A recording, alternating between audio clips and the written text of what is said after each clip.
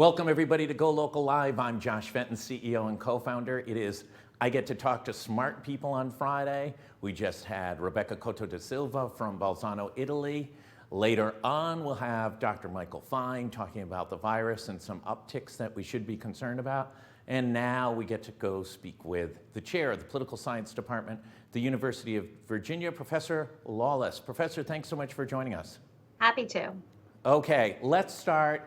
There's so much good stuff to talk about. Let's start with yesterday's Biden's first press conference. He made it 2 months without having to give a press conference, but finally, after 2 months, he had a press conference. Your overview. I think from the Biden administration's perspective, it probably couldn't have gone better.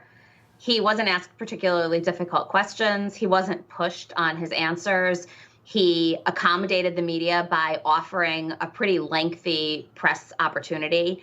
And at the end of the day, they all had new stories to write. So as far as the administration is concerned, I think it was a home run. As far as the American people are concerned, I'm not sure we learned much. Yeah, I think as a member of the working press, it was a little bit of an embarrassing for our profession. It seems to be that they are so browbeat and scarred from the Trump years that they appear that if they are not insulted, that they think that it's a victory. The fact of the press poking around the issue of how children are being incarcerated, stored, whatever term you want to use, and the fact that no media has been allowed to investigate this, to visit these children, was a major embarrassment for the American press corps. I don't even understand how they didn't demand to be able to have access to them, not when the Biden administration figures it out, but this weekend. Yeah, I mean, I think that, so what Joe Biden has going for him in his relationship with the press is that he's honest. And he said to them quite honestly, we'll let you in when we figure it out, right? So he wasn't in any way trying to skirt the issue. He was saying there's a problem. We inherited this problem. We're not fixing it as quickly as we would have liked. And you'll be the first to know when it's fixed. And so that's a strange place to place the press because they're supposed to be investigating. They're supposed to be catching him like in a gotcha kind of moment. And he was just honest with them. And after 4 years of Donald Trump, where almost everything out of his mouth was in some way convoluted or, sort of straying from the truth, I don't think that these reporters were prepared for an answer like that. I just don't understand it. I do think if you're that cynical person that worries about the relationship between Washington press corps and a Democratic president, you have to scratch your head on that one. This would be no different than us going to investigate a issue with the Providence police and Colonel Clement saying, listen, I'll let you know when we stop beating prisoners and you can come and investigate ourselves. What? No, we want to see what's going on right now in the police department cells. I mean, it just doesn't really make any sense at all. I think there's bipartisan ground on this issue of the inability to deal with children coming to our border. Regardless of Democrat or Republican, we're just terrible at managing this thing and just seem to be caught over and over again, ill-prepared to be able to manage it. It's a heartbreaker. It doesn't have the toxic nature of Donald Trump from a language standpoint, but we don't seem to be progressing particularly far. I think that that's right. I also think that we didn't know, similar to the way that it was unclear what the scope of the problem was or the way in which the solutions were apparently trickling through the system. I don't think we had a sense of exactly how bad it was. We had terrible imagery, obviously, but in terms of volume, I think that it was unclear. And that's being sorted out now. The other thing that I found pretty strange about it was when reporters were giving information and when they were saying that there were local reporters there who were literally on their own cell phones trying to call parents of children, Joe Biden didn't seem to think that that was a bad strategy. So the whole thing seemed like, yeah, I'm glad that he's sending Vice President Harris to the border to try and figure this out because there needs to be leadership from the top down there and there needs to be a system and a coordinated response and DHS and HHS and a bunch of other cabinet agencies have to be involved because what's happening right now might be a little bit more humane than what was happening, but it's still totally unacceptable. Yeah, there was other faux pas. We don't have to fact check everything. We're going to utilize DNA analysis to match parents and kids, but we're going to get it done in 72 hours. I mean, obviously that's not possible, not even remotely possible.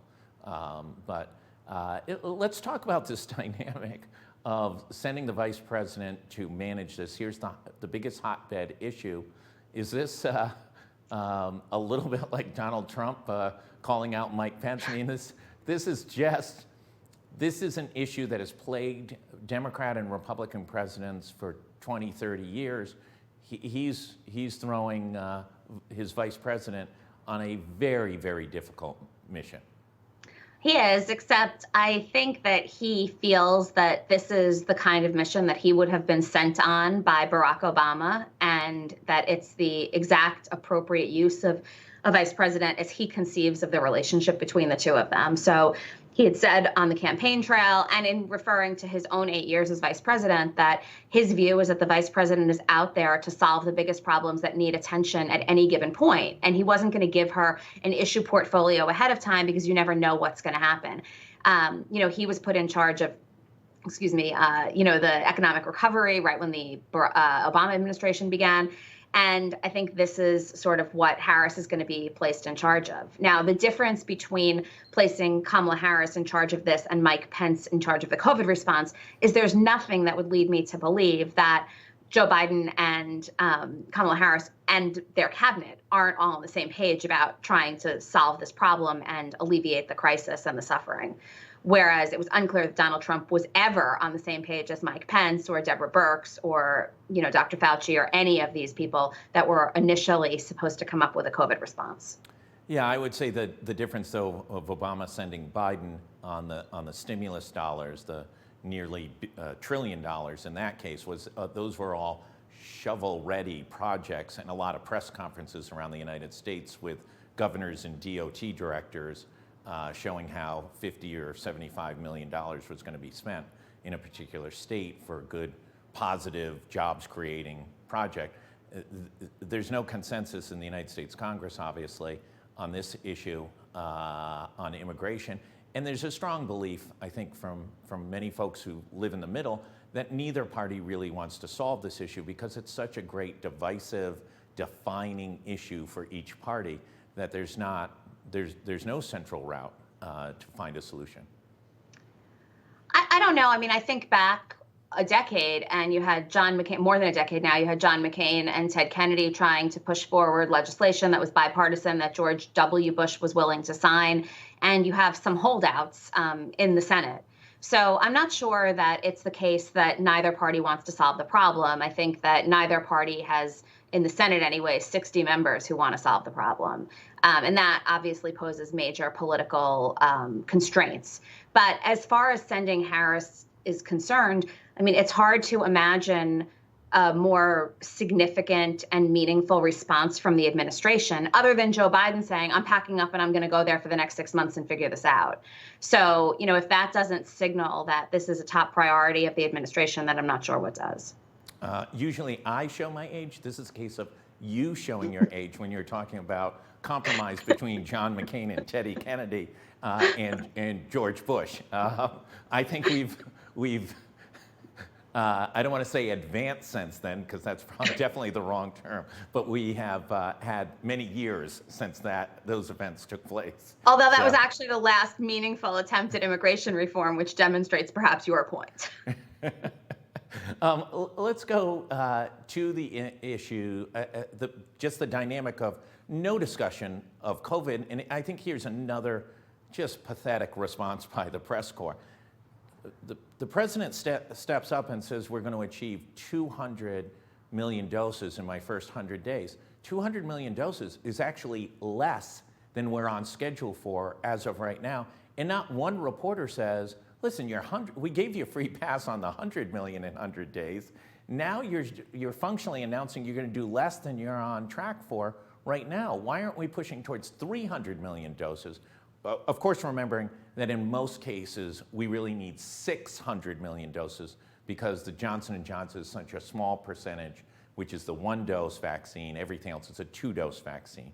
But they seem to no one had a word to say on that issue or on any other issue related to COVID the biggest economic and healthcare issue maybe in American history. Well, I think that most people would agree that the way that the Biden administration has handled COVID, and this is certainly true in public opinion polls, where his overall approval rating is pretty high, but when it comes to handling the pandemic and the response to COVID, it's very high, even with people on both sides of the aisle. It's hard to say that this isn't an ambitious enough response.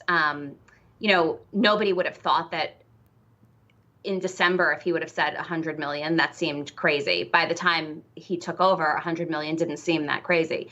But at that point, nobody was even suggesting 200 million. So, yes, the administration is continuing to undershoot. And if you set low expectations, you'll always meet them and exceed them, and people will think that you're amazing.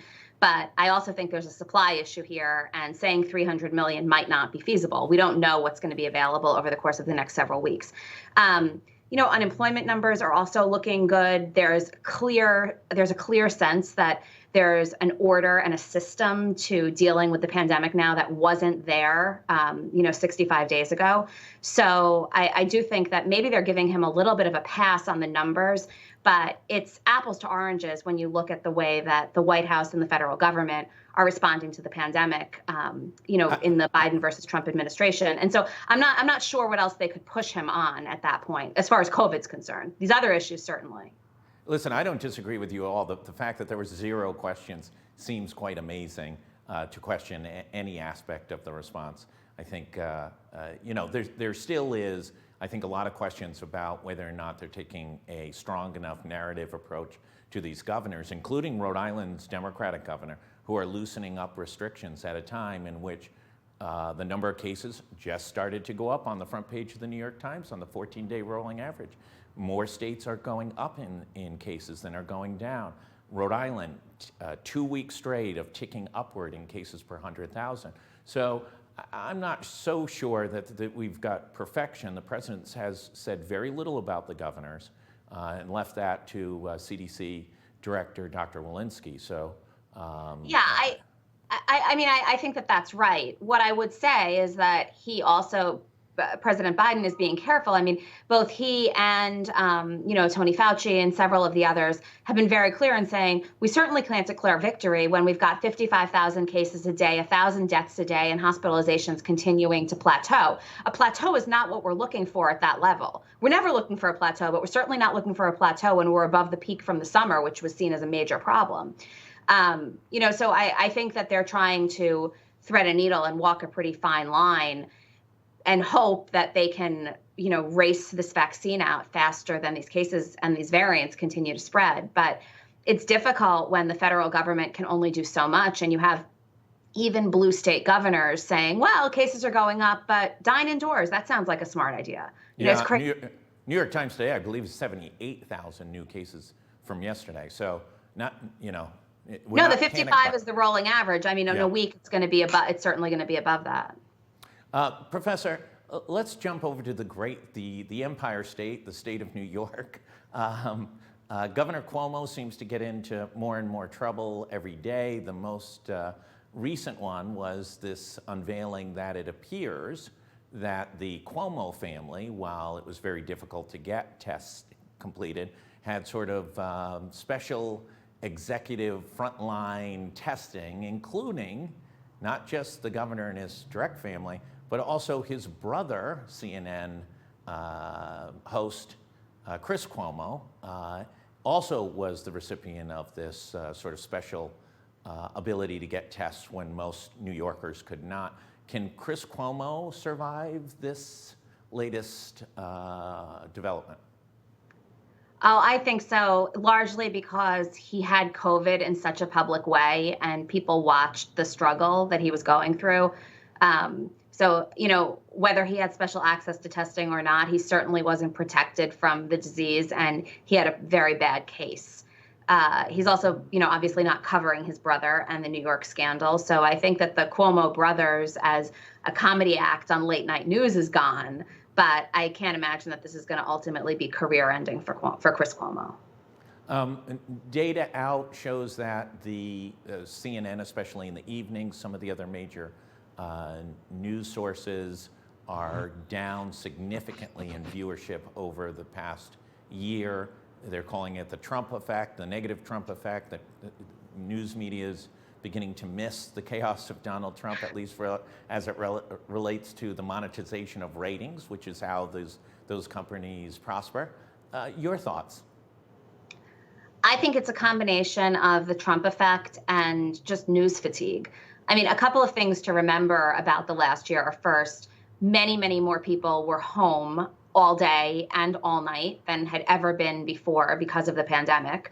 There were incentives to watch the news and to watch it throughout the day because facts could evolve on an hourly basis. And then there was Donald Trump, and he was amid a presidential election and a global pandemic. And so all of those factors together contributed to pretty substantial ratings. When you get rid of any one of those factors, you're going to see a decline. And then you've also got, at least on CNN, which I watch loyally, a bunch of hosts who don't know what to do with themselves anymore. I mean, they're still covering Trump every night, and he's irrelevant.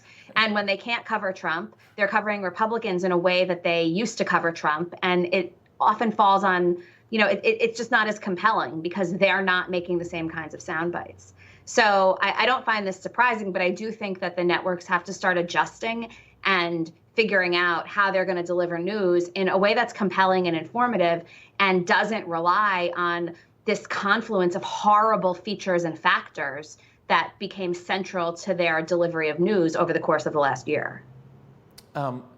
Jumping off there and jumping over to Congress and its inability to address the issue of gun control at any level.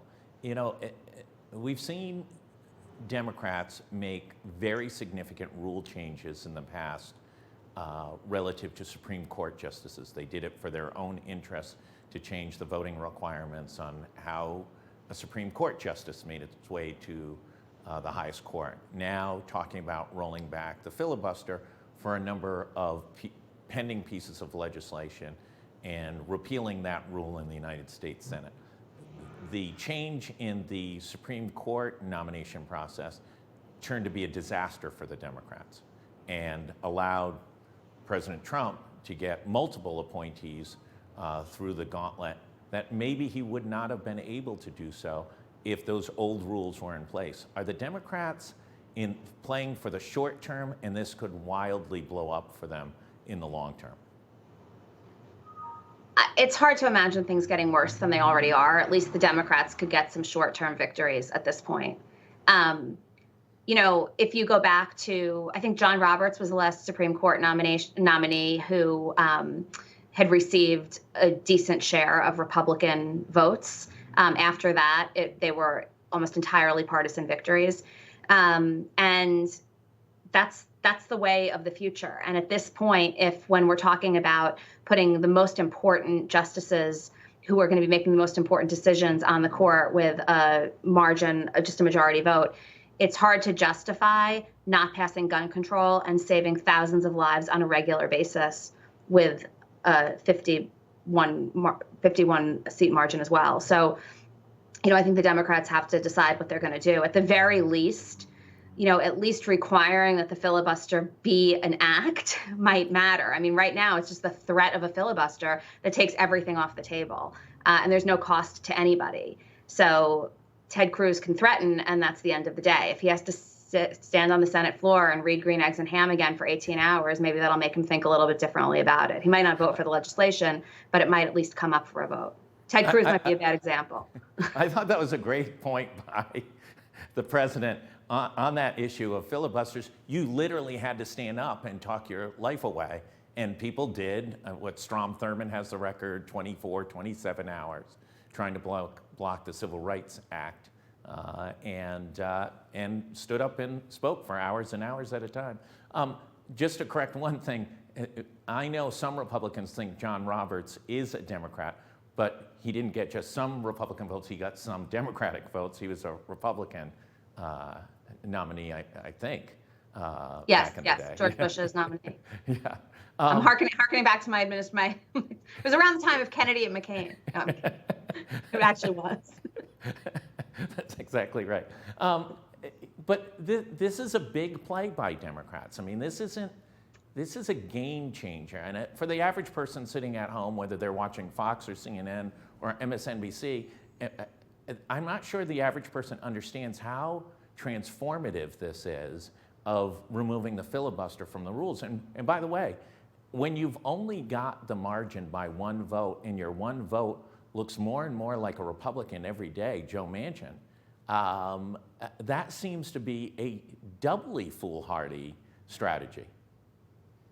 Oh, I don't know if that's the case. I mean, I think that it makes Joe Manchin incredibly powerful, because if you get rid of the filibuster, then you basically have to accommodate him if you're going to move anything forward. But accommodating him is a lot easier than accommodating him plus 10 Republicans. And that's what we're actually talking about here. Is Joe Manchin, after the president, the second most powerful person? Hold on 1 second. I just need to fix an earpiece. Oh, sure.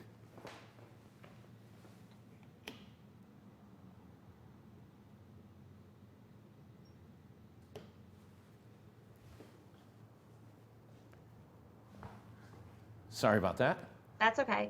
Please. Right now, he's obviously important, but he would become far more important if they got rid of the filibuster. I also think it's important for people to realize that the filibuster is the reason that the House is able to pass legislation, that the president is able to support legislation, and it goes absolutely nowhere. And the filibuster is the reason that Republicans in this context would not even have to go on the record opposing these measures, because the simple threat of the filibuster is enough for the bill to not even come to the Senate floor, which means that people don't have to cast difficult votes. So for gun control legislation, for example, at this point in time, a lot of Republicans who are opposed to gun control are also inoculated from having to cast a vote that could be used against them in their next campaign for a sensible gun control or gun reform measure, simply because there aren't 60 votes, so it's never going to go anywhere. Getting rid of the filibuster changes all of that. Even if the legislation doesn't pass, it puts these people on the record.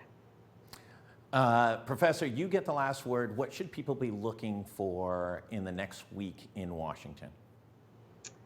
I think if there's no movement on guns over the course of the next week, we're going to basically be back to where we always are. Joe Biden made it clear yesterday that it's a priority for him, that he can walk and chew gum at the same time, but that the infrastructure bill is the most important thing. And that makes sense from a political perspective. He wants to do something that he knows he can actually get done. But we know from these gun violence episodes over time that the further and further away you get from the incident, the less likely there is to be any kind of momentum or motion around sensible or meaningful gun control. And so I would look to see what's happening over the course of the next week or so and see if there are any senators who are sort of demanding action and not a willingness to just wait. Professor, thank you as always, Chair of the Political Science Department at the University of Virginia. We appreciate every time you come on with GoLocal Live. Great insights into what's going on in Washington. For everybody else, stay tuned for more updates. And Dr. Michael Fine, former Director of Health, he'll be with us at 1:30. Stay safe. Everybody, please wear your mask. Let's get these numbers down. Let's have a great summer all together. Thanks, everyone.